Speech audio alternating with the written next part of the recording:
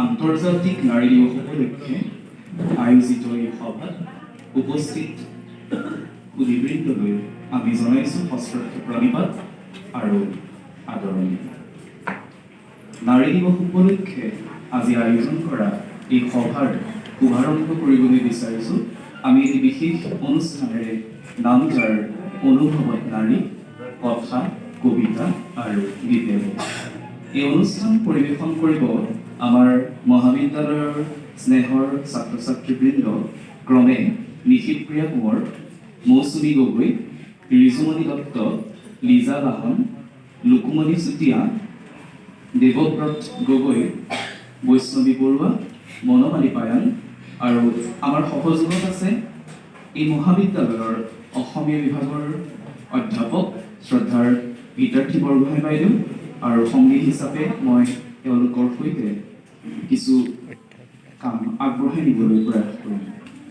আমি আৰম্ভ কৰিবলৈ লৈছোঁ আজিৰ অনুষ্ঠান অনুভৱত নাৰী, কথা, কবিতা আৰু গীতেৰে।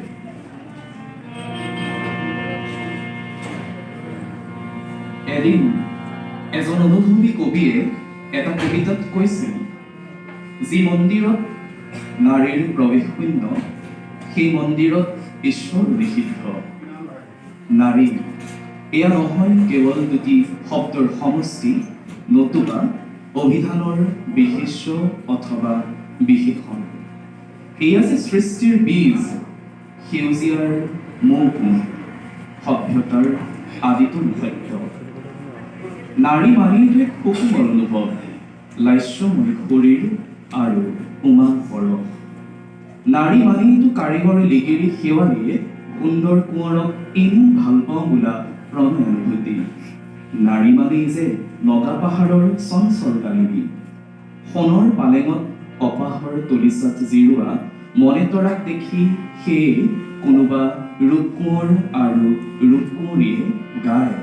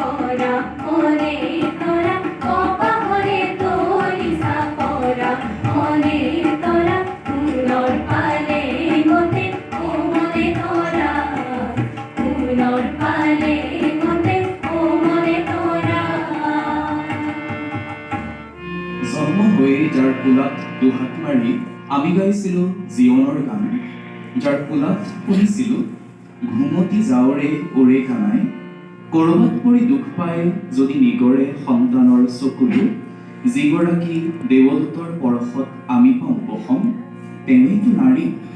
সেই মাতৃস্বৰূপা নাৰীৰ প্ৰশস্তি নকৰাকৈ থাকিব পাৰে জানো কোনোবা সহাকবি?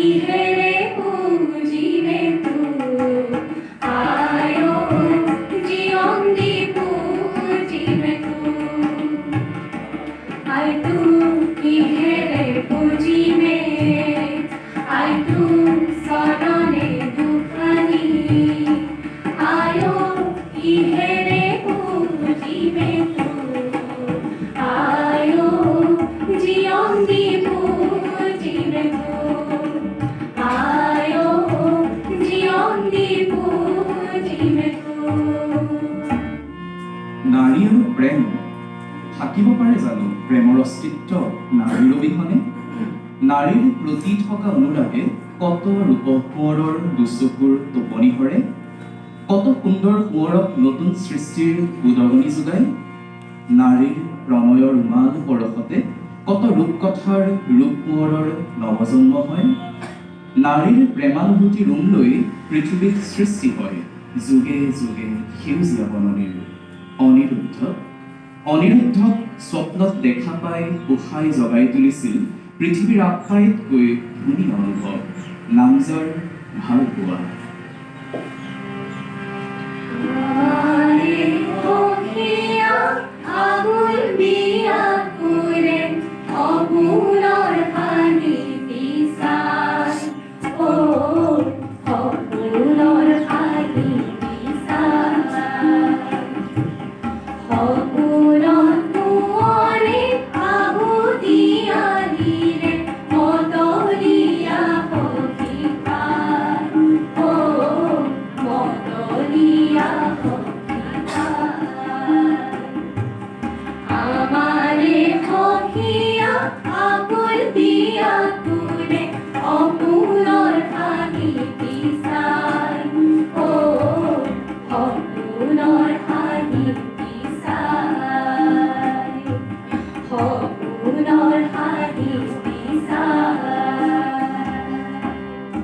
সময়বোৰ পাৰ হৈ যায়।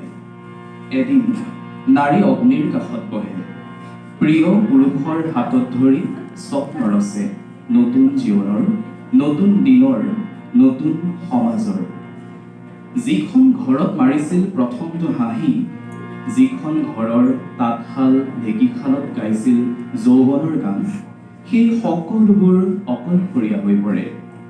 উপজা ঘৰখন এৰি গুচি যায় তেওঁ, অজান্তি মুলুকৰ প্ৰিয় কোঁৱৰৰ পক্ষীৰাজ ঘোঁৰাত উঠি। বুকুত এসাগৰ বেদনা, অথচ চকুত নতুন দিনৰ কল্পনা। তেতিয়া কোনোবা আয়তীয়ে গায়,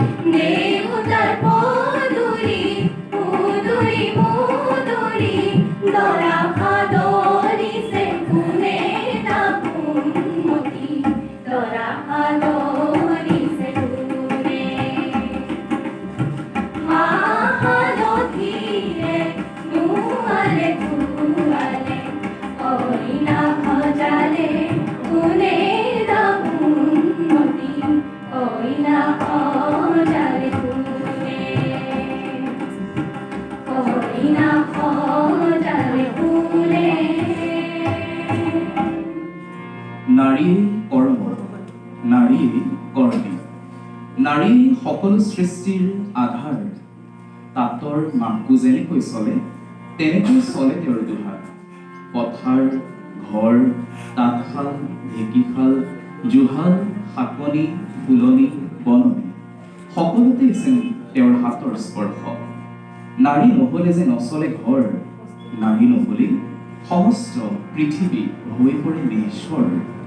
তাঁতশালত নাৰী, ঢেঁকীশালত নাৰী, পথাৰত নাৰী, গীতত কৈছে,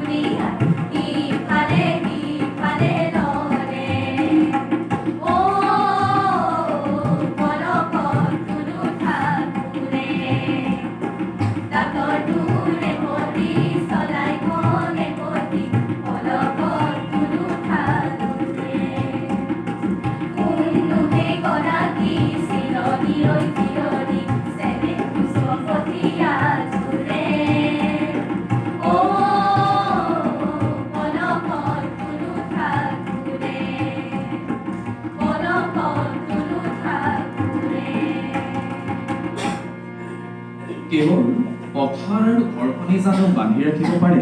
নাৰীৰ গতি তেওঁতো স্ৰোতস্বিনী তেওঁচোন প্ৰৱাহিনী প্ৰৱাহী যাৰ গতি তাঁতশালৰ নাৰীগৰাকী কপাহী তলিচাৰ মনেতৰাজনী কেতিয়াও হৈ পৰে জগতৰ উপাস্য দেৱী ধৰিব কেনে নোৱাৰি কেতিয়াবা তেওঁ অসমী কেতিয়াবা আকৌ ভাৰতী অজানিতে হৈ পৰে জনমোহনী দেশ মাতৃ শত সহস্ৰ সন্তানক জন্ম দিয়া জননী স্বৰূপা দেশ মাতৃৰ উপাসনা কৰি সন্তানে গায় নমো নমো মাতৃ অসমা কলংকাৰত্ন সম্ভৱা নমো নমো মাতৃ অসমা কলংকাৰত্ন সম্ভৱা নমো মাতৃ অসমা নমো মাতৃ অসমা হবলা হবলা হবলা সূৰ্য গৰু জলা হবলা হবলা হবলা সূৰ্য গৰু জলা উজলা সুফলা শ্যামলা উজলা সুফলা শ্যামলা নমো মাতৃ অসমা নমো মাতৃ অসমা নমো মাতৃ অসমা জয়মতীও আছিল নাই দেশৰ বাবে উৎসৰ্গা কৰিছিল জীৱন জয়সাগৰৰ বুকুত যাৰ নামত এতিয়াও উঠে ঢল জয়দৌলৰ বুকুত যাৰ বাবে এতিয়াও বাজে শংখ চুলিতপাৰূপী পুৰুষতন্ত্ৰৰ নিৰ্যাতন কহিও যি হৈ পৰিল জাতীয় শক্তি আহোম ৰাজতন্ত্ৰৰ গোমসাপৰ দংশন লৈও যি হৈ পৰিল নিৰকণ্ঠী সেই জয়াৰ কাহিনী এতিয়াও গুঞ্জৰিত হয় এনেদৰে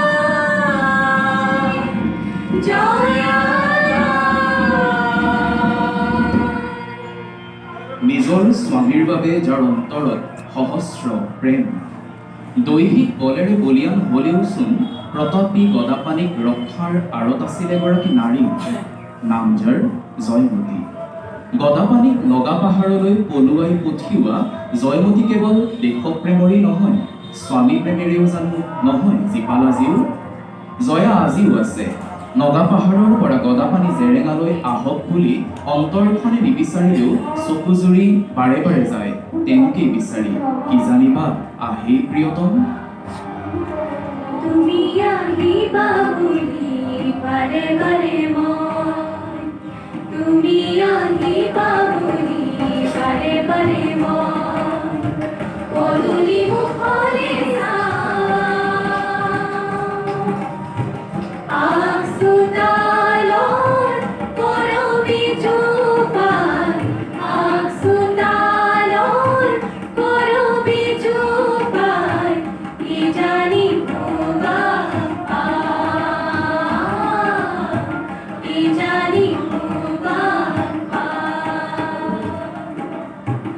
তুমি আহিবা বুলি বাৰে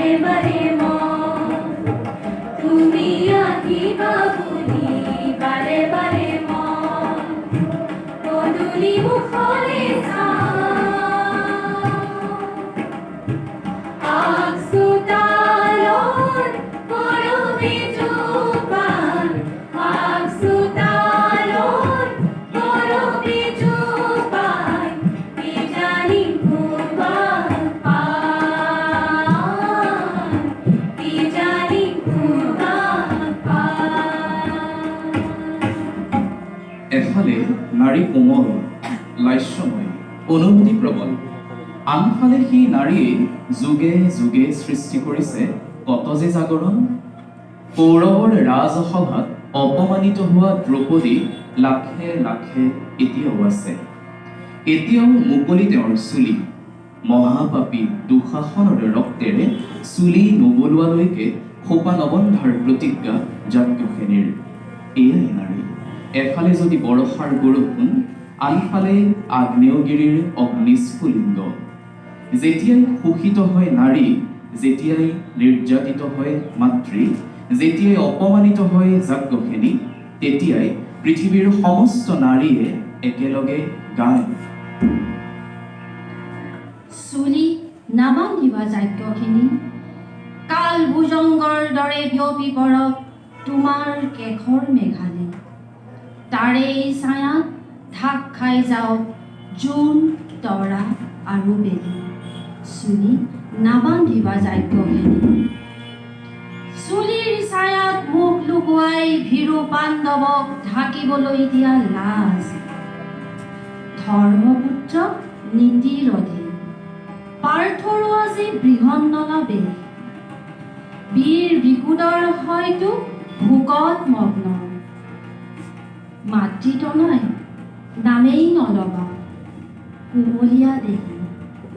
তেজৰ কথাত হয়তো খাইছে ভয়, অন্ধ ৰজাৰ ৰাজহাউলিত মৰণৰ পাশা খেল। ভীৰু পুৰুষৰ পণ হৈ আমি বহুত সহিলো ক্লেশ।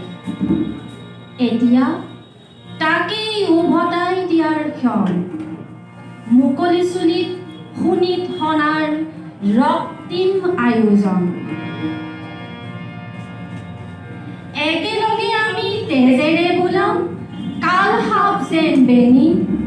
এতিয়া চুলি নাবান্ধিবা যাজ্ঞসেনী, চুলি নাবান্ধিবা যাজ্ঞসেনী। এয়াই নাৰী, বিন্দুত যাৰ সৃষ্টি, সিন্ধুত যাৰ প্ৰশস্তি। মনে তৰা আইদেউ জয়মতীৰ মাজেৰে আহি আহি এতিয়া নাৰী হৈ পৰিছে একো একোগৰাকী যাজ্ঞসেনী। কৃষ্ণৰ গীতাবাক্যৰ দৰে যুগে যুগে নাৰীয়ে ধৰে অৱতাৰ। কেতিয়াবা মাতৃ, কেতিয়াবা পাৰ্বতী, কেতিয়াবা আকৌ ৰুদ্ৰকালী। সেই নাৰীলৈ আমি আটাইয়ে জনাইছোঁ শত সহস্ৰ প্ৰণাম। নাৰী তুমি সঁচাই অনন্য। ধন্যবাদ।